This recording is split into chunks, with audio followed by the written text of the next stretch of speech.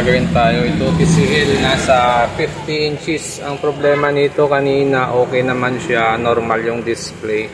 Pero pag tumatagal, mapapansin mo siya, nawawala yung picture. Yan. Mayroon siyang backlight pero blanco na siya. Pero kanina okay yan. Tapos makikita mo dito may pula na siya dito. Okay, so may backlight siya, nawala yung display. So try natin i-power off, off natin muna. Bunot natin. Ayan. Tapos saksak ulit natin. Ayan.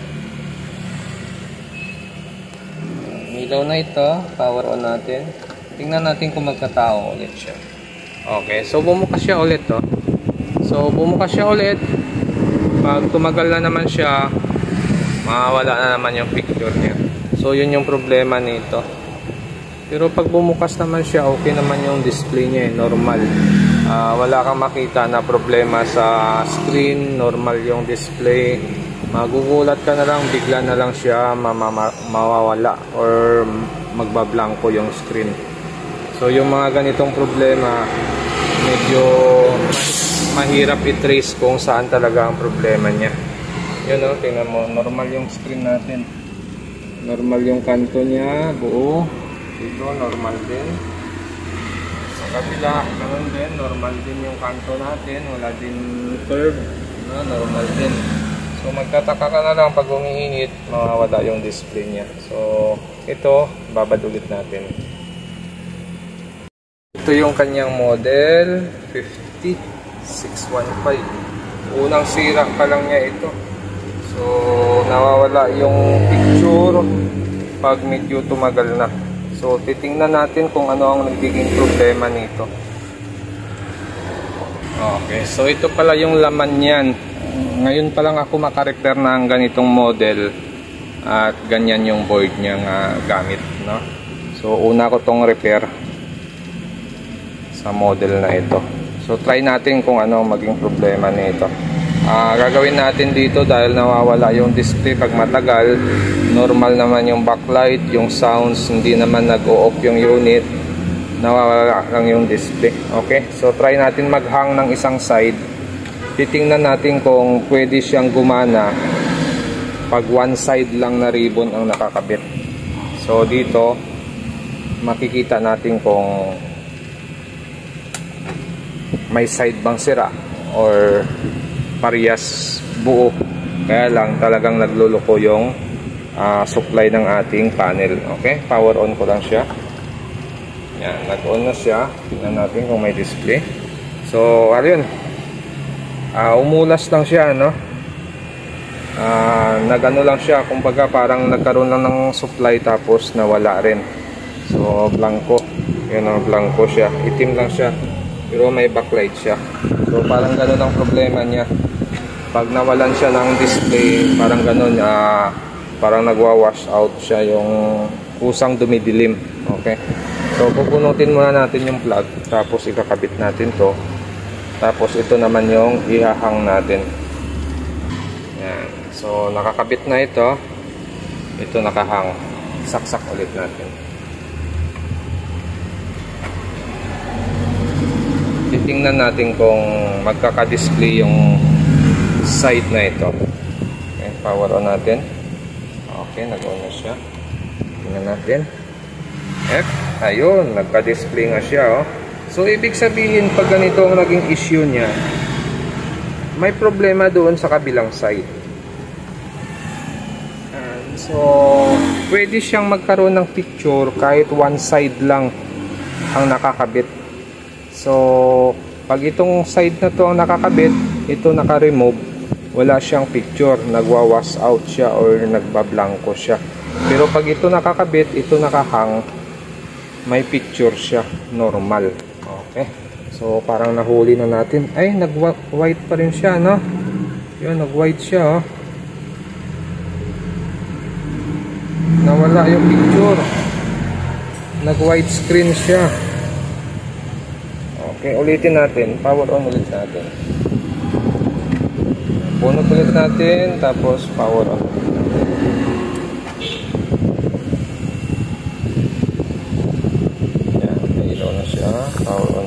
Tingnan natin kung lalabas ulit si TCL. Yun, lumabas pa rin si TCL.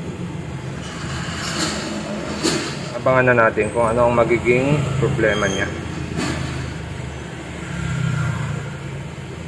Yan.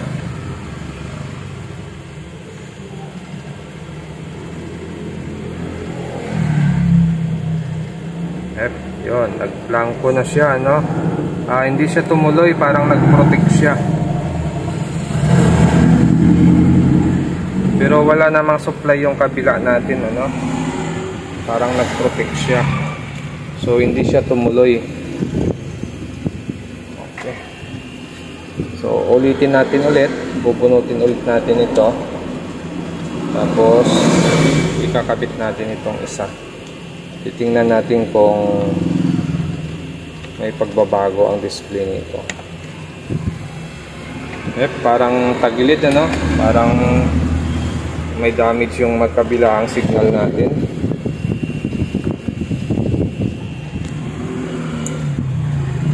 Yun, ito wala talaga. Blanco talaga ito pag ito ang nakakabit. Hindi talaga siya nagkakaroon ng picture. So, buti pa itong side pag nakakabit, nagkakaroon siya. Pero pag ito ang hindi ito ang nakakabit, talagang wala siyang display.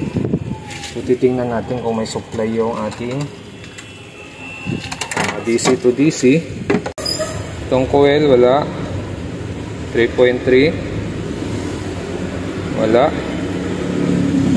Ito wala din. Wala rin. Wala rin. 11. Ito 12. Ito 1. Ito check natin 12. Ito 1.8. So wala tayong masukat na VGH dyan. Pero mayroon tayong masukat na negative. Okay, bunot muna natin. Tapos hang natin to, dalawa. Ihang na natin parehas. Hang na natin yung parehas. Tapos saksak ulit natin.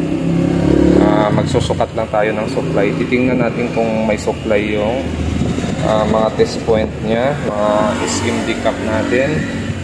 Yan, meron na siyang backlight. Okay na.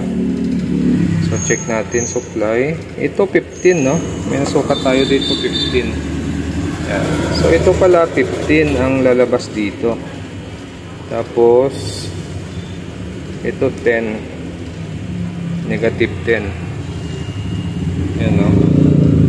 So tingnan natin kung may makuha tayong VGH dito. Ito negative 8.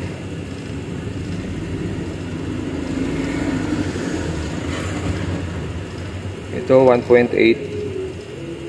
Ito 3.3. Ito 29 natin. So ito yung VGH natin. Yan, 29 ito. Ito yung VGH. Ito yung VGL natin. Yan. So gumagana siya pag wala yung panel natin or yung ating LCD pag hindi nakakabit. Tapos pag ito ang nakakabit, patay yung ating screen. Pero pag ito mayroon siya, kaya lang nagsha-shutdown din. So check natin yung pinaka panel nito kung ano yung design ng pinakadulo ng ating top board. Yan. So check natin yung top board natin dito. Ganito yung kanyang top board. Light. Yan. So ito yung number ng top board niya. Tapos ito naman yung pinakadulo ng top board niya.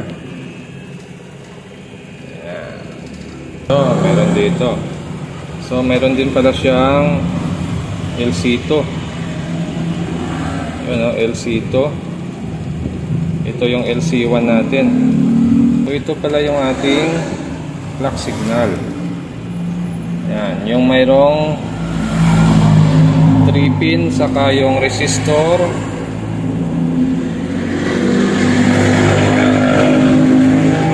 Yan yung ating clock signal.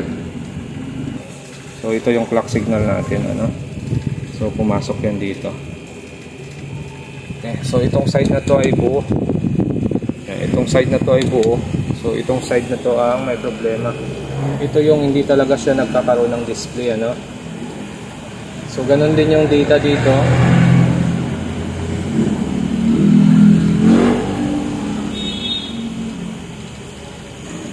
wala ditong nakasulat.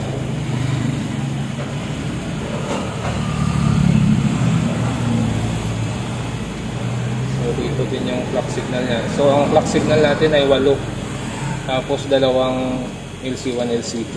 So ito na, bali ginawa natin dito, nag-cut tayo ng circuit. Yan, pinat natin ito. Yung ating clock signal, 1, 2, 3, 4, 5, 6, 7, 8. Tapos ito yung ating swapping voltage. So yan na siya. Okay, so matagal na natin ito binabad kahapon. Binabad na rin natin to kahapon. Tapos ngayon binabad din natin ngayon. Mula umaga kanina hanggang ngayon ay hindi na nawawala yung picture niya. Tuloy-tuloy na siya. Okay.